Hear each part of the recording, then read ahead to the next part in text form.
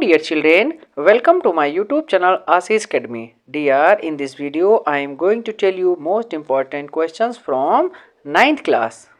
सबसे पहला क्या है, name the process in which a solid directly change into gas on heating. मतलब कौन सी प्रोसेस है जिसके थ्रू कोई भी सॉलिड मटेरियल जो होता है डायरेक्टली गैसेस में कन्वर्ट हो जाता है। तो इसका क्या हो जाएगा आंसर, ये हो जाएगा आपका सब्लिमेशन। ठीक है, सब्लिमेशन जो होगा बिल्कुल इसका करेक्ट हो जाएगा। नेक्स्ट क्वेश्चन, सेकंड क्वेश्चन की बात करते हैं। सेकंड क्या है, what is the range of clinical thermometer. जो क्लिनिकल थर्मामीटर होता है उसकी जो रेंज होती है वो क्या होती है, उसकी रेंज होती है, चलिए देख लेते हैं क्या होती है रेंज।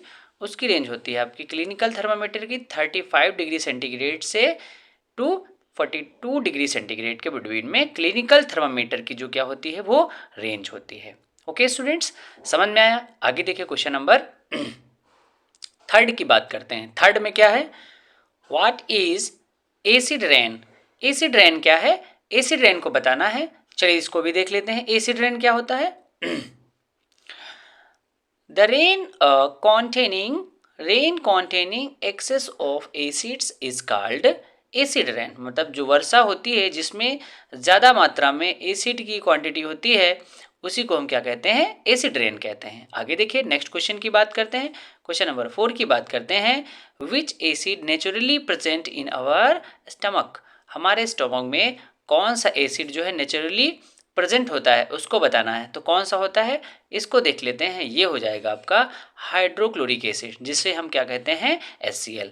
HCl कहाँ होता है, हमारे स्टमक में होता है। ओके स्टूडेंट्स, ये क्वेश्चन नंबर 4 हो गया। आगे देख लेते हैं, क्वेश्चन नंबर 5 की बात करते हैं। बहुत अच्छे से आप देख रहे हैं। यदि आप मेरे चैनल पर नए हैं चैनल को सब्सक्राइब करें, शेयर करें। विच acid present in an ant sting. जो एंट स्टिंग मतलब जो चींटी होती है, चींटी की डंक में कौन सा एसिड होता है।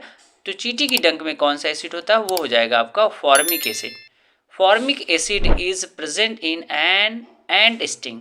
ओके स्टूडेंट्स, इसका फार्मूला होता है HCOOH। क्वेश्चन नंबर 6 की बात करते हैं।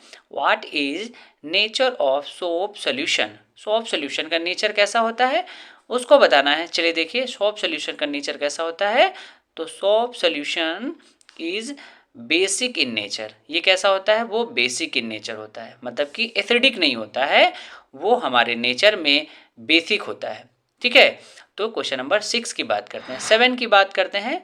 7 में क्या है, why curd, lemon juice, orange juice and vinegar taste sour. मतलब ये सभी जितने भी मटेरियल है इनका टेस्ट खट्टा क्यों होता है इसको बताना है। चलिए देखिए इसका क्या होगा।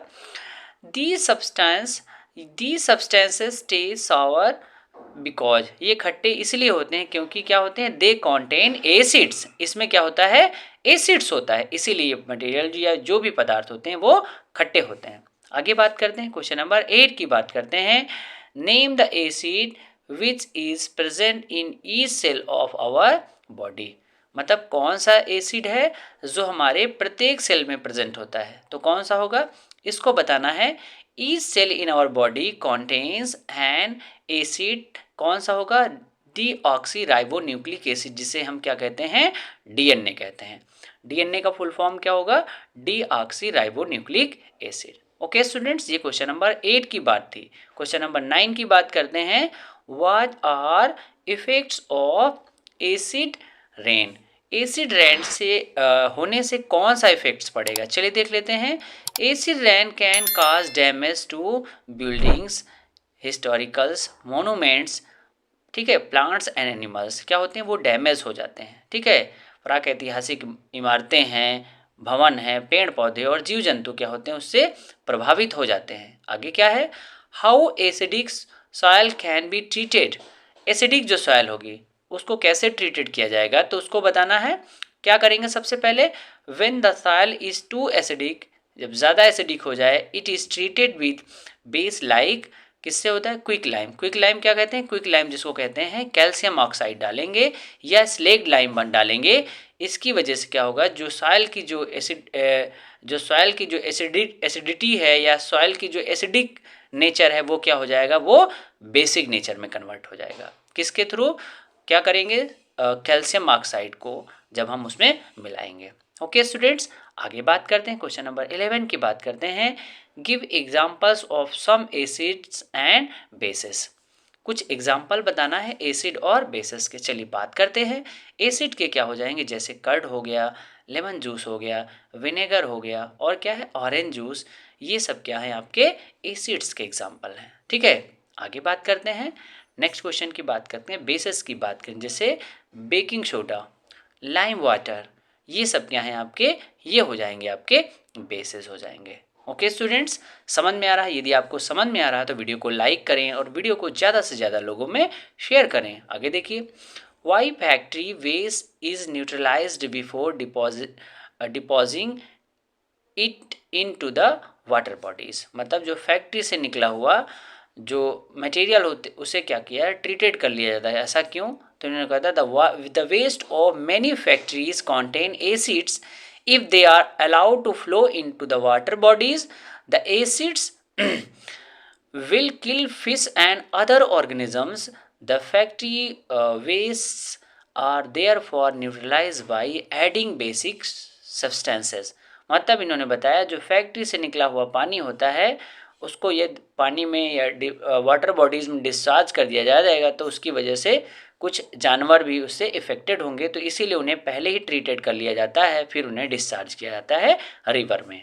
क्वेश्चन नंबर 13 की बात करते हैं। Explain the process of neutralisation with the help of an example. अब इन्होंने बताया है कि न्यूट्रलाइजेशन रिएक्शन के एग्जाम्पल लिखना है और उसे एक्सप्लेन करना है। तो क्या होगा, the reaction between an acid and base is known as neutralisation reaction.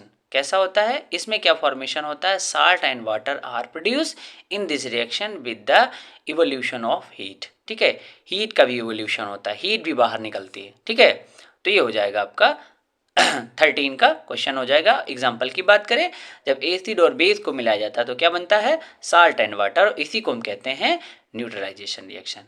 Okay students, चलिए हम आगे एग्जाम्पल भी देख लेते हैं, एग्जाम्पल के थ्रू समझाएगा। जैसे मैं बात करता हूँ, चलिए क्या होगा, ये होगा हाइड्रोक्लोरिक एसिड। हाइड्रोक्लोरिक एसिड को जब हम सोडियम हाइड्रोक्साइड या NaOH के प्रेजेंस में उससे क्रिया कराते हैं तो क्या बनता है, सोडियम क्लोराइड NaCl, और क्या बनता है, वाटर को फॉर्मेशन होता है।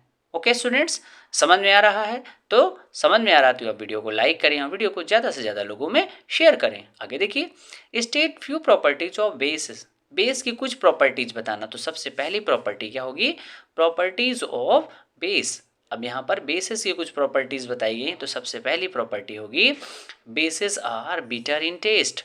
कैसे होते हैं टेस्ट में, बिटर इन टेस्ट होते हैं, और कैसे टच होते हैं, सॉपी टू टच, मतलब उनको टच करते हैं वो चिकने भी होते हैं। आगे बात करते हैं, basis turn red litmus paper blue. Basis क्या करते हैं, रेड लिटमस पेपर को क्या कर देते हैं, ब्लू कर देते हैं। थर्ड पॉइंट की बात करते हैं, China rose indicator turns basic solution to green. ठीक है, जो चाइना रोज होता है वो बेसिक सोल्यूशन में कैसा हो जाता है, वो ग्रीन कलर का हो जाता है। ठीक है, तो ये कुछ 3 प्रॉपर्टी हो गई आपकी बेस की।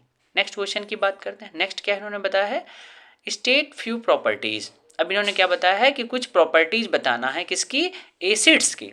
एसिड्स को कुछ प्रॉपर्टीज बताना। तो सबसे पहली प्रॉपर्टी क्या होगी, चलिए देखते थे।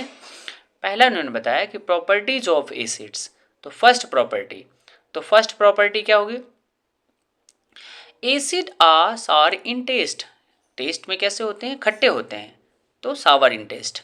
बी की बात करते हैं, acid terms blue litmus paper red.